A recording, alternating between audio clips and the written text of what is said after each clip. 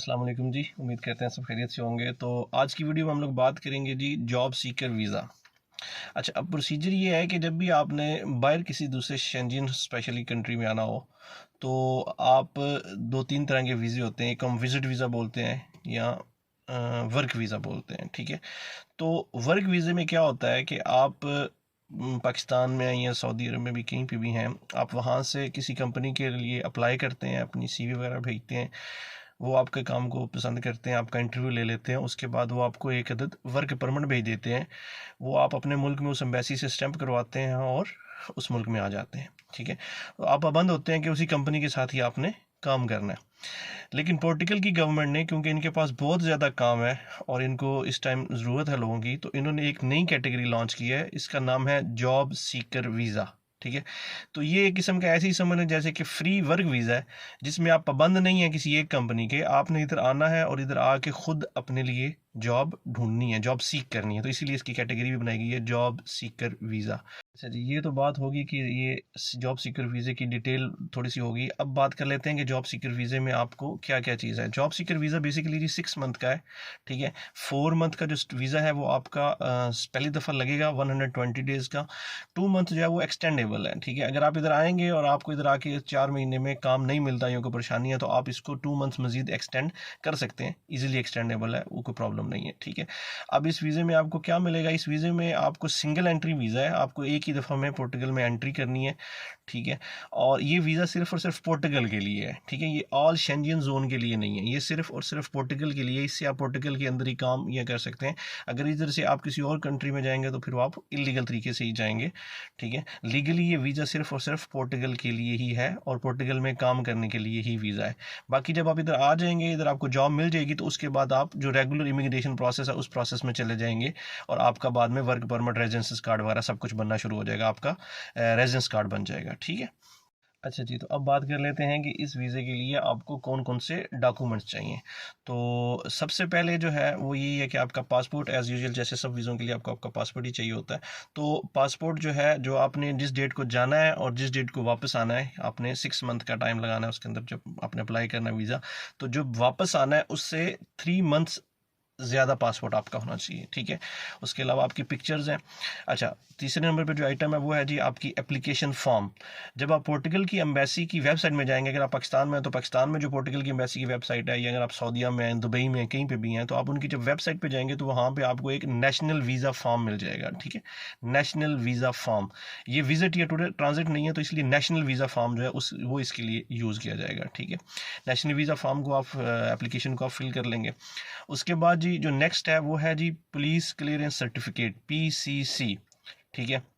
अगर आप पाकिस्तान से हैं तो आपको पाकिस्तान का PCC चाहिए। इसी तरह अगर आप इंडिया से हैं या बांग्लादेश से हैं या नेपाल से हैं, जहाँ से भी हैं, तो आपको वहाँ का PCC चाहिए, ठीक है। PCC बनाने का तरीकाकार मेरी एक अलग वीडियो में अवेलेबल है, मैं उसका नीचे लिंक दे दूंगा, आप वहाँ से देख सकते हैं।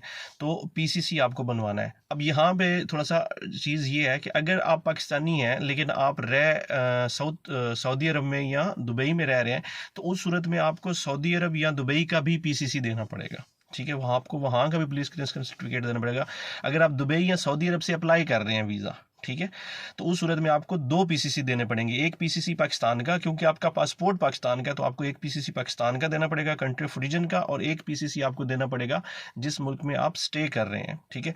अगर तो आप सिर्फ पाकिस्तान में ही रहते हैं और पाकिस्तान से आप अप्लाई करें तो फिर आपको सिर्फ एक ही कंट्री का देना है, अपनी जिस कंट्री का आपके पास पासपोर्ट है उसी कंट्री का। लेकिन अगर आपके पास आप रह कहीं और रहे हैं, पासपोर्ट आपके पास किसी और कंट्री का, तो उस सूरत में आपको 2 PCC प्रोवाइड करने, एक अपने कंट्री ऑफ ओरिजिन या जहाँ की आपकी नेशनैलिटी है उधर का, और एक कंट्री ऑफ स्टे रेजिडेंस जहाँ पे आप इस टाइम रह रहे हैं, ठीक है। अच्छा, PCC के बाद जी जो नेक्स्ट डॉक्यूमेंट है वो है आपका एसेंशियल फंड्स, कि आपके पास पैसे कितने। अच्छा, इसमें जो बैंक स्टेटमेंट है वो थोड़ी सी डिफरेंट है आम वीज़े की निस्बत। आम वीज़े में हम लोग क्या करते हैं कि 6 महीने की बैंक स्टेटमेंट साल लगाते हैं। 6 महीने में आपने शो करना होता है जी मुझे ये सैलरी मिल रही थी, आपको अच्छी ट्रांजैक्शन शो करनी पड़ती हैं, अच्छा बैंक बैलेंस शो करना पड़ता है। इसमें इस तरह नहीं है। इसमें जो है इसके 2 तरीक़ेकार हैं। पहला तरीका यार ये है कि आपको अपने अकाउंट में पैसे शो करने हैं। अच्छा, वो पैसे कितने हैं? वो पैसे हैं जी राउंड अबाउट 3 सैलरीज जो है पोर्टुगल की बेसिक सैलरी है उसके बराबर। तो पोर्टुगल की जो इस टाइम सैलरी चल रही है वो है 705 यूरोस, 705 यूरो, ठीक है। जो अभी ये नेक्स्ट जनवरी में 750 पे चली जाएगी, तो आप 750 को ही काउंट कर लें, तो इस हिसाब से ये तकरीबन जो है ना, ये बन जाता है कोई 2400 यूरो के करीब। लेकिन अगर आप इसको थोड़ा सा मज़ीद पॉजिटिव करने के लिए आप इसको कर लें कि आप राउंड अबाउट 3000 या 3500 यूरोस जो हैं उसके मुकाबले में उतनी अमाउंट आपको अपने बैंक अकाउंट में सिर्फ शो करनी है। आपको बताना है कि मेरे पास तकरीबन इतनी अमाउंट है जो मुझे के उधर 4 महीने रह के अपनी जॉब ढूंढने में मेरे पास ये मनी है और मैं इसको यूज़ करके इनफ है, मैं उधर अपना स्टे कर सकता हूँ, ठीक है। तो इसमें यानी बेसिकली जब आप विजिट वीज़ा अप्लाई करते हैं तो आपको क्या होता है कि आपको अपनी जो सैलरी जो आप शो करते हैं कि मैं इतनी सैलरी महीने के महीने ले रहा हूँ, आपको वो भी उसमें शो करनी पड़ती है कि मुझे इतनी सैलरी मिली है, वो बैंक स्टेटमेंट में भी शो होती है। फिर आपको अच्छी खासी एक बैंक स्टेटमेंट शो करनी पड़ती है। लेकिन इसमें ऐसा नहीं है, इसमें आपको 3500 के राउंड अबाउट जो है मनी वो आपको अपने अकाउंट में सिर्फ शो करनी है। ज़रूरी नहीं है कि वो आ रही है जा रही है इस तरह करके, आप बस एक अमाउंट आपके अकाउंट में होनी चाहिए कि ये अमाउंट मेरे पास है, इस अमाउंट को यूज़ करके मैं अपना जो उधर का स्टे है, जो मेरा पोर्टुगल में 4 मंथ्स का स्टे होगा या 6 मंथ का स्टे होगा, मैं उसको अफोर्ड कर सकता हूँ, ठीक है। अच्छा, दूसरी चीज़ इसमें क्या है, अगर आपके पास बैंक स्टेटमेंट नहीं है तो उस सूरत में इसका दूसरा तरीकाकार ये है कि पोर्टुगल के अंदर कोई भी जो पोर्टुगल का नेशनल है या रेजिडेंट है जिसके पास पासपोर्ट है, वो आपकी गारंटी उठा ले, वो आपको गारंटी दे दे कि इस बंदे का जो पोर्टुगल में आएगा, इसका अकोमोडेशन, इसका रहन सहन का जितना खर्चा वो मेरे ज़िम्मे है, ठीक है। और अगर इसको काम नहीं मिलेगा तो उस सूरत में ये वापस चला जाएगा, ये भी मेरे ज़िम्मे है, ठीक है।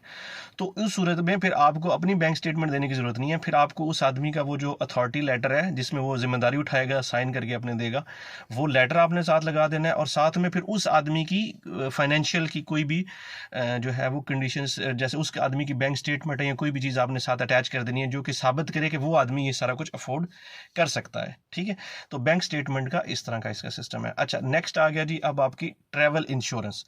ट्रैवल इंश्योरेंस आपको चाहिए जी 6 महीने की, जो आपने प्लान बनाया हुआ है उस प्लान के मुताबिक जो 6 महीने के लिए आपने डेट्स चुनी हुई है कि इस डेट से मैं जाऊंगा और इस डेट को मैं वापस आ जाऊंगा, ठीक है। बेसिकली आप वीज़ा अप्लाई करेंगे 120 डेज के लिए, 2 महीने जो वो एक्सटेंड है, तो 4 महीने का वीज़ा है। अब आपके पास ऑप्शन है कि आप इंश्योरेंस 4 महीने की कर लें या आप ट्रैवल इंश्योरेंस 6 महीने की कर लें, ठीक है। दोनों ऑप्शनों में काबिल कबूल है, ज़रूरी नहीं है कि आप 6 महीने की करें, क्योंकि आप वीज़ा अप्लाई कर रहे हैं 4 महीने के लिए, तो अगर आप 4 महीने की भी ट्रैवल इंश्योरेंस करेंगे तो भी वो वैलिड है, आपकी इंश्योरेंस चलेगी। अच्छा, नेक्स्ट स्टेप है जी आपकी रिटर्न टिकट। आपके पास टिकट जो है वो रिटर्न होनी चाहिए, क्योंकि आप बेसिकली पोर्टुगल की गवर्नमेंट को ये बता के आ रहे हैं कि मैं 4 महीने के लिए आपकी कंट्री में जा रहा हूँ जॉब ढूंढने के लिए, अगर तो मुझे जॉब मिल गई तो वेल एंड गुड, अगर मुझे जॉब नहीं मिलेगी तो फिर मैं वापस आ जाऊँगा। तो उस सूरत में आपको साथ जो टिकट है वो रिटर्न लगानी पड़ेगी, ठीक है। अच्छा, उसके बाद आपको चाहिए एक अदद कवर लेटर। कवर लेटर में आपने अपनी सारी डिटेल लिखनी है, अपने बारे में भी लिखना है और सारा अपना प्लान देना है कि मैं ये काम जानता हूँ, ये चीज़ें मेरे पास हैं और मैं जो है वो इस डेट को जाना चाहता हूँ, मैं जॉब तलाश करूँगा, अगर मुझे जॉब मिल गई तो वेल एंड गुड, अगर नहीं जॉब मिलेगी तो मैं वापस आ जाऊँगा। आपने साथ कवर लेटर अटैच कर देना है। ये तो डॉक्यूमेंट थे जी, यहाँ तक आसान।